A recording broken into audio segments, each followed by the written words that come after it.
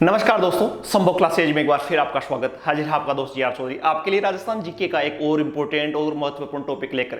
एक टॉपिक पे हम चर्चा कर रहे थे, राजस्थानी भाषा, साहित्य और बोलियां। एक टॉपिक हमने स्टार्ट किया था और राजस्थान की बोलियों की हमने चर्चा की थी एक अलग क्लास में, भाग 1 में। यदि वो नहीं देखी है तो सबसे पहले उसको देखो, क्योंकि आज की क्लास में हम राजस्थान की बोलियों का जो शेष भाग था उसको हम समझने की कोशिश करेंगे। तो चैप्टर अपना जो चल रहा है वो आपका जो चैप्टर जो है वो है राजस्थान की बोलियों की हम चर्चा कर रहे थे। तो इसी को आज समझेंगे डिटेल से कि राजस्थान की बोलियां, काफी इंपॉर्टेंट सवाल है परीक्षा के दृष्टि से। देखो आप तो राजस्थानी बोलियां कह दो या राजस्थान की बोलियां कह दो, तो इसी को आज हम समझेंगे, राजस्थान की बोलियां।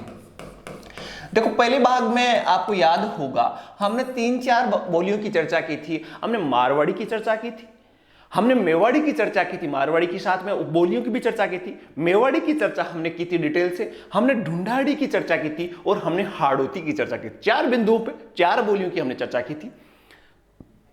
नहीं देखा है वीडियो, देख लेना। आज के इस वीडियो में, इस क्लास में हम देखेंगे कि इन 4 बोलियों के अलावा कौन कौन सी बोलियां।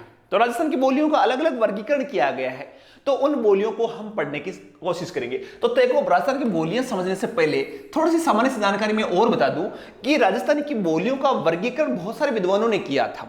मैंने एक विद्वान का जिक्र भी किया था पहले की क्लास में कि एक विद्वान आए थे जिनका नाम था Abraham Grierson. Linguistic survey of India में राजस्थान की बोलियों का सबसे पहले राजस्थानी भाषा की बात उन्होंने की थी। तो ग्रियर्सन के साथ साथ ही एक और विद्वान थे जो राजस्थानी भाषा में, इनका जिक्र अपने को याद रखना है, और उनका नाम है उद्योतन सूर्य। उद्योतन सूर्य ये एक विद्वान थे, उद्योतन सूर्य। और उद्योतन सूर्य ने एक ग्रंथ लिखा था। उद्योतन सूर्य ने अपना एक ग्रंथ लिखा था कुवल्यमाला। याद रखना किताब का भी। सूर्य ने अपने ग्रंथ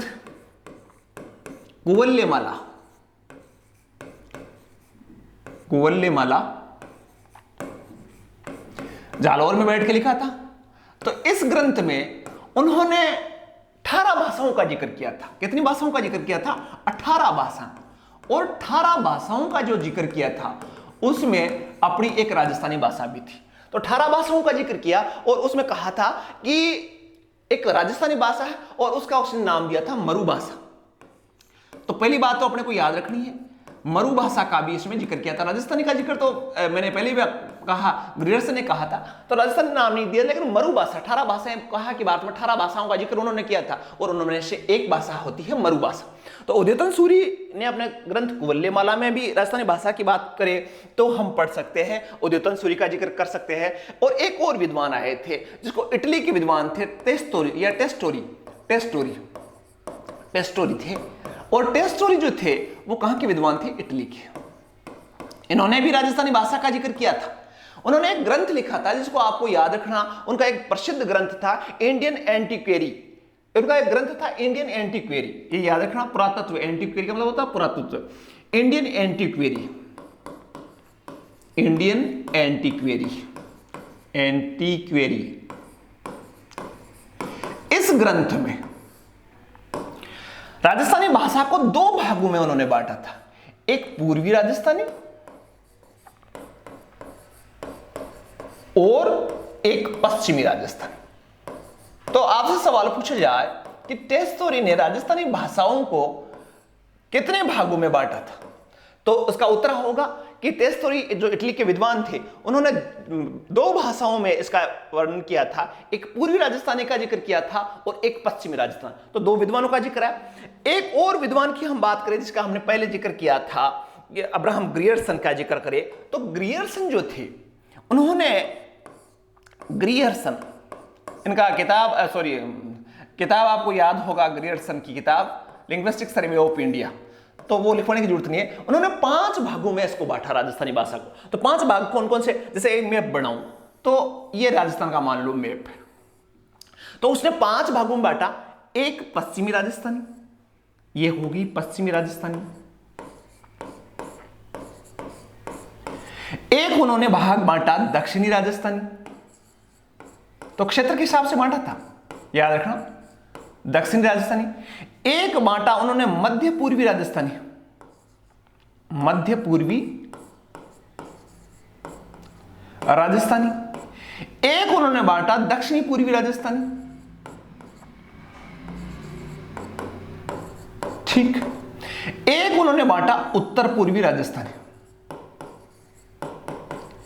तो देखा जाए तो अब्राहम ग्रियर्सन की हम बात करें तो अब्राहम ग्रियर्सन ने 5 भागों में राजस्थानी भाषा का डिवाइडेशन किया था। पश्चिमी राजस्थानी, दक्षिणी राजस्थानी, दक्षिण पूर्वी राजस्थानी, उत्तर पूर्वी राजस्थानी और मध्य पूर्वी राजस्थानी। तो 3 विद्वानों का जिक्र करें तो तीनों ने अलग अलग, उद्योतन सूर्य की बात करूं मैं तो उन्होंने एक ग्रंथ लिखा था कुवल्यमाला, जालोर में लिखा था, और अद्यतन सूर्य ने अपने ग्रंथ में 18 भाषाओं का जिक्र किया था, और उन्हीं 18 भाषाओं में से एक भाषा जो थी वो अपनी राजस्थानी वाली मरु भाषा थी। पहला बात विद्वान की बात करें।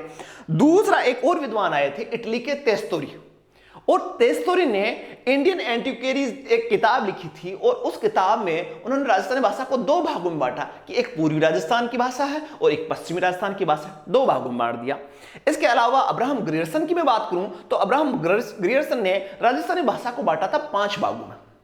5 भागों में एक पश्चिमी राजस्थान की भाषा क्षेत्र वाइज बांटा था, तो पश्चिमी राजस्थानी, एक दक्षिणी राजस्थानी, एक मध्य पूर्वी राजस्थानी, एक दक्षिणी पूर्वी राजस्थानी और एक उत्तर पूर्वी राजस्थानी, ये 5 भागों में अब्राहम ग्रियर्सन ने बांटा था। तो विद्वानों का जिक्र करें तो ये आपका विद्वानों का जिक्र है। राजस्थान की बोलियों का जो डिवाइडेशन है ये आपके दिमाग में होना चाहिए। अभी बात तो हमने कर ली। मैं कह रहा था कि पिछली क्लास में हमने बात की थी, मारवाड़ी की जिक्र किया था, मारवाड़ी की उपबोलियां हमने सीखी, मेवाड़ी का जिक्र किया था, मेवाड़ी की उपबोलियों का जिक्र किया, हमने ढूंढाड़ी का जिक्र किया, ढूंढाड़ी की उपबोलियां हमने पढ़ी, साथ में हाड़ौती का जिक्र किया, हाड़ौती की उपबोलियां। अब एक और उपबोली चर्चा करते हैं, चौथे नंबर में डाल देता हूं। चौथा नंबर आपका देखना आप, तो चौथा नंबर क्या है समझेंगे। चौथी जो उपबोली है जो हमें समझनी चाहिए, और वो आपकी जो है वो है आपकी मेवाती भाषा के बारे में हम पढ़ेंगे। ये है आपकी मेवाती भाषा, मेवाती बोली कह दूं मैं, मेवाती बोली। अब भाई मेवाती बोली के बारे में देखो, राजस्थान की बोलियों का जिक्र करें तो मैं बता रहा था पहली क्लास में भी मैंने बताया था कि राजस्थान की बोलियां हैं वो अलग अलग क्षेत्रों के नाम से उसका नाम पड़ा है। तो मेवात क्षेत्र की मैं बात करूं तो मेवात क्षेत्र में जिले कौन कौन से आते हैं? आपका आता है अलवर, आपका आता है भरतपुर, आपका आता है धौलपुर। ये यहां आपकी जो बोली है वो बोली जाती है मेवाती। लेकिन आप फटाफट बोले ना अलवर, भरतपुर, धौलपुर, और करौली का नाम भी आता है, लेकिन करौली का आप अलग से याद रखना। करौली, करौली में मेवाती नहीं बोली जाती, एक अलग बोली बोली जाती है जगरोती। तो इसको याद रखना, करौली के लिए तो अलग से आपको याद रखना पड़ेगा, जगरोती बोली बोली जाती है। बाकी अलवर, भरतपुर, धौलपुर और अलवर, भरतपुर, धौलपुर में जो बोली बोली जाती है वो होती है मेवाती। ठीक, इस मेवाती की मैं बात करूं तो आप ये क्षेत्र देखोगे तो ये राजस्थान का मैप यदि समझोगे तो ये जो अलवर, भरतपुर, धौलपुर का क्षेत्र है ये राजस्थान का पूर्वी प्रदेश में आता है। तो इसके एक तरफ हरियाणा पड़ता है, एक तरफ उत्तर प्रदेश पड़ता है और तीसरी तरफ राजस्थान, मतलब 3 स्टेट यहां मिलते हैं। तो इस मेवाती भाषा पर भी देखें तो यहां आपकी हरियाणवी,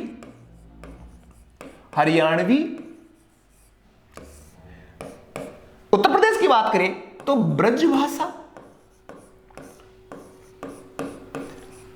और राजस्थानी भाषा का यहां मिश्रण देखने को मिलता है। तो इसको अपने को याद रखना है भाई, ये क्षेत्रीय कैसा है, एक तरफ हरियाणा है, एक तरफ आपका उत्तर प्रदेश है और एक तरफ आपका राजस्थान है। तो इन तीनों भाषाओं का जो सम्मिश्रण है वो मिश्रण जो है वो क्या है, मेवाती भाषा में मिलता है। इसके उपबोलियों की बात करूं तो उपबोलियां आपको 3 उपबोलियां हैं, मेवाती की उपबोलियां हैं 3। उपबोलियों की मैं बात करूं, कभी कभी सवाल पूछा जाता है उपबोलियां कि ये उपबोली किसकी है। तो उपबोली की मैं बात करूं तो उपबोलियां अपने को 3 याद रखनी है। 3 कौन सी है? एक तो है आपकी राठी,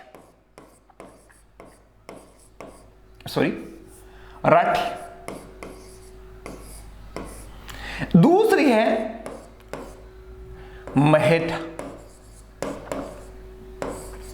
और तीसरी है कठेर। यदि याद नहीं हो तो आपको मैं बता दूं कि जो राठी, महेटा और कठेर जो उपबोलियां हैं, इसको याद नहीं रहे हो तो आपको यूं याद रख लेना, राम खटे, राम कईयों का कठेर, ये फॉर्मूला मान लो। तो रा से राठी, मैं से महेटा और खटे का मतलब कठेर। तो 3 उपबोलियां मेवाती की। देखो 3 उपबोलियों में से आपको याद रखने वाली जो बात है वो राठी जो उपबोली है, ये राठी जो उपबोली है इसको अहीरवाटी भी बोलते हैं। क्या बोलते हैं? अहीरवाटी। अहीर किसको बोलते हैं? यादवों को। इसको यादवों की बोली भी बोलते हैं, यादवों की बोली भी कहते हैं राठी को, अहीरवाटी भी कहते हैं। और साथ साथ देखें तो इस जो राठी बोली है, राठी उपबोली है, ये आपकी हरियाणा की जो बोली है बांगरू, और वो प्लस मेवाती, इन दोनों का संयोग है। आपके मेवाती प्लस बांगरू, ये दोनों का मिश्रण है, दोनों का मिश्रण से बनी है आपकी राठी बोली। तो राठी बोली के बारे में याद रखना, अहीरवाटी भी बोलते हैं इसको, यादवों की बोली बोलते हैं, मेवाती या बांगरू भी बोलते हैं। और देखो इसके अलावा अपने को याद रखे तो राठी बोली जो बोली जाती है वो बोली जाती है आपके अलवर क्षेत्र में, और आपका जयपुर का कोटपुतली क्षेत्र है, छोटा सा कोटपुतली। ये कोटपुतली कहां पड़ता है? जयपुर में। तो भाई वहां राठी बोली बोली जाती है। कठेर और महेटा उपबोलियां हैं, कठेर अलवर की है, ये भी अलवर की है, और ये अलग अलग प्रदेशों में। तो आपकी मेवाती की मैं बात करूं तो मेवाती में अपने को याद रखने, वापस बता दूं, अलवर, भरतपुर, धौलपुर। करौली अपने को याद रखना, करौली में आपके जागृति बोली अलग से बोली जाती है, करौली की भाषा, जागृति बोली कहां बोली जाती है? आपका उत्तर होना चाहिए करौली। तीसरी बात बते, हरियाणा, ब्रज और राजस्थानी भाषा का संयोग मिश्रण है ये। तीसरी हम बात करें उपबोलियों की, तो उपबोलियां 3 उपबोलियां, राम, खटेर, राठी, महेटा और कठेर उपबोलियां। राठी की बात करें तो अहीरवाटी कहा जाता है इसको, यादवों की बोली कहा जाता है, और ये बांगरू और आपके राजस्थान के मेवाती का मिश्रण है, और बांगरू हरियाणा की बोली है। तो बांगरू और मेवाती का मिश्रण है। बोली कहां जाती है? अलवर में, और कोटपुतली क्षेत्र जो जयपुर का पड़ता है वहां, और कठेर जो अलवर की है, ये आपने को याद। यदि हम साहित्य की बात करें, मेवाती के साहित्य की बात करें, तो आपके 2 संत मैंने आपको पढ़ाए थे, एक लालदास जी और एक चरणदास जी। इनकी रचनाएं जो है, इनकी जो रचनाएं हैं वो किस भाषा में? आपसे पूछा गया कि लालदास जी और चरणदास जी की शहजोबाई, दयाबाई इनकी शिष्याएं थी, तो उनकी जो रचनाएं हैं वो किस कौन सी बोली का प्रयोग करते थे? तो आपका उत्तर आएगा मेवाती। अलीबख्शी ख्याल आपका अलवर में है, तो अलीबख्शी ख्याल का भी जिक्र आए तो वो भी कौन सी होगी? अलीबख्शी ख्याल।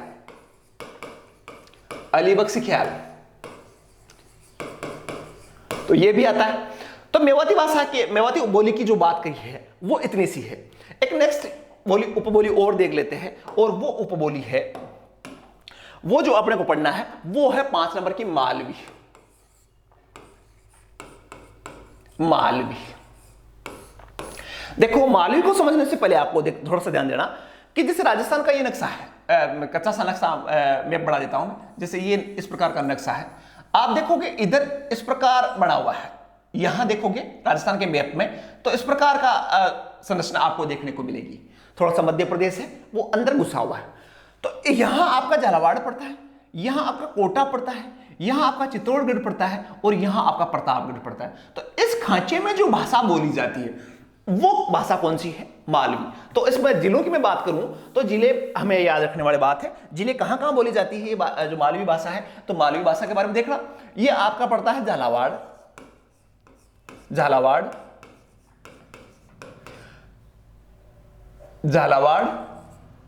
आपका कोटा, आपका प्रतापगढ़, और मध्य प्रदेश बॉर्डर पर जो चित्तौड़गढ़ का क्षेत्र है, उस क्षेत्र में मालवी बोली बोली जाती है। समझ रहे हो बात को? दूसरी हम बात करें तो इस पर मराठी और गुजराती भाषा का प्रभाव है। मराठी व गुजराती भाषा का प्रभाव है। वैसे ये पड़ता तो मध्य प्रदेश के है, लेकिन गुजराती भाषा का भी प्रभाव है, भाषा का प्रभाव है। कोई बात नहीं भाई, ये भी याद हो जाएगा। उपबोलियों की मैं बात करूं, उपबोलियां थोड़ी सी मोस्ट है मालवी की, उपबोलियां थोड़ी सी याद रखना आप, उपबोलियां ये याद रखने वाली बात है। तो उपबोलियों में दो उपबोलियां हैं, एक तो है रांगड़ी, एक है निमाड़ी, याद रखना, एक है उम्मठवाटी। अभी मैं याद कराऊंगा आपको, चिंता करने की जरूरत नहीं। उम्मठवाटी एक जो आपकी है आपकी रांगड़ी हो गई, निमाड़ी हो गई, उम्मठवाटी हो गई, शोडवाड़ी हो गई, पाटवी हो गई, शोडवाड़ी, शोडवाड़ी। एक हो गई आपकी मालवी, और एक और आपकी उपबोली है जिसको बोलते हैं सॉरी मालवी क्या पाटवी, सॉरी पाटवी, और एक है रतलामी, पाटवी और एक है रतलामी। तो देखो इसको याद कैसे करेंगे, ये तो बहुत लंबे चौड़े नाम है। रतलाम आपका मध्य प्रदेश में पड़ता है।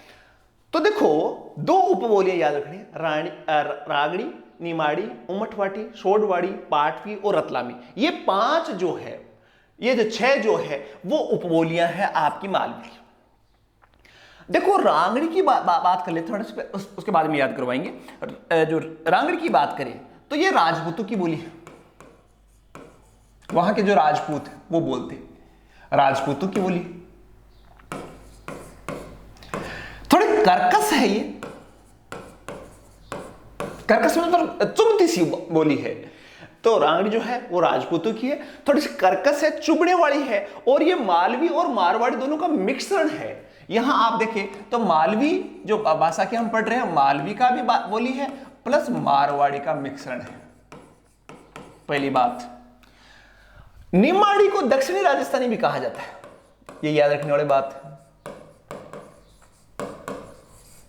ये दो तो अपने को डिटेल रखनी है, बाकी का आपको ये याद रखना है। अब देखो याद कैसे होगा भाई, हम तो भूल जाएंगे। तो याद रखने का तरीका है, एक फॉर्मूला रखना कि रानी की उम्र जो है, रानी की जो उम्र है, रानी की उम्र शोपार है भाई। इंग्लैंड की रानी की जो उम्र है अभी मरी है तो शोपार थी। तो रानी रा से रांगड़ी, नी से निमाड़ी, की को अपने को छोड़ देना है, उम्र को उम्रवाटी, शो का शोडवाड़ी, पा का पाटवी और रे का रतलामी। ध्यान से ध्यान रखना है इसका जो फॉर्मूला है कि रानी की उम्र है शोपार, की को हटा देना है, रा से आपकी रांगड़ी, नी से निमाड़ी, की को हटा देना है, उम्र को उमठवाटी, शो का मतलब आपका शोडवाड़ी, और पा का मतलब है पाटवी, और रे का मतलब है रतलामी। तो ये फॉर्मूला आपको याद हो जाएगा, तो मालवी की आपकी उपबोलियां भी याद हो जाएगी। छोटी सी डिटेल वापस देख लेते हैं फटाफट सा। ये देखो मालवी की बात करें तो मालवी जो भाषा है बोली है वो आपके झालावाड़, कोटा, प्रतापगढ़ और चित्तौड़गढ़ में बोली जाती है, पहले 4 डिस्ट्रिक्ट। ये मराठी और गुजराती भाषा का इसमें प्रभाव है। उपबोलियों की बात करूं तो इसमें 6 उपबोलियां हैं, रांगड़ी, निमाड़ी, आपकी उमठवाटी, शोडवाड़ी, पाटवी और रतलामी। और इसका फॉर्मूला है, ये आपका शॉर्ट ट्रिक आपकी है, तो शॉर्ट ट्रिक से भी आप याद रख सकते हो। तो 2 बोलियों की हमने बात की। इसके अलावा हम देखें तो ज्यादा मोस्ट नहीं है। आपकी ब्रज भाषा की मैं बात करूं तो एक ब्रज भाषा भी बोली जाती है, ब्रज भाषा, ब्रज बोली बोलते हैं। तो आप सबको पता है ब्रज बोली जो है वो है आपके भरतपुर धौलपुर में, भरतपुर धौलपुर में बोली जाती है। और ये भी आपके इसमें उत्तर प्रदेश की पश्चिमी हिंदी की जो भाषा है उसका प्रभाव। इसके अलावा बात करें मैं, पंजाबी कहां बोली जाती है, तो पंजाबी आपकी कहां बोली जाएगी भाई, पंजाबी आपके गंगानगर हनुमानगढ़ क्षेत्र में बोली जाती है। वैसे तो पंजाबी की है, लेकिन जिस क्षेत्र में टच होता है वो तो वहां पंजाबी बोली जाती है। तो ये तो ज्यादा कोई मोस्ट नहीं है। लेकिन देखो हमने जो पढ़ा वापस एक बार देख लेते हैं। राजस्थान की बोलियों की हमने बात की। राजस्थान की बोलियों में 3 विद्वानों का जिक्र आता है। एक अद्यतन सूरी की वल्लेमाला का जिक्र आता है, जिसमें 18 बोलियों में से राजस्थान की मरुभाषा का भी एक जिक्र था। दूसरी है टेस्टोरी भी कहते हैं और तेस्तोरी भी कहते हैं। तेस्तोरी इटली के विद्वान थे, उन्होंने इंडियन एंटीक्विटी किताब लिखी जिसमें पूर्वी राजस्थानी और पश्चिमी राजस्थानी दो जिक्र किया। इसके अलावा ग्रियर्सन ने राजस्थान की बोलियों को 5 भागों डिवाइड किया था, एक पश्चिमी राजस्थानी, एक दक्षिण राजस्थानी, एक मध्य पूर्वी राजस्थानी, एक दक्षिण पूर्वी राजस्थानी और एक उत्तर पूर्वी राजस्थानी। इसका मैंने मैप बनाया था, ये हमने पढ़ा। दूसरी बात करें बोलियों की, तो 3 बोलियों की, मारवाड़ी की, मेवाड़ी की, आपकी हाड़ौती की, ढूंढाड़ी की, इनके जिक्र हमने कर लिया था।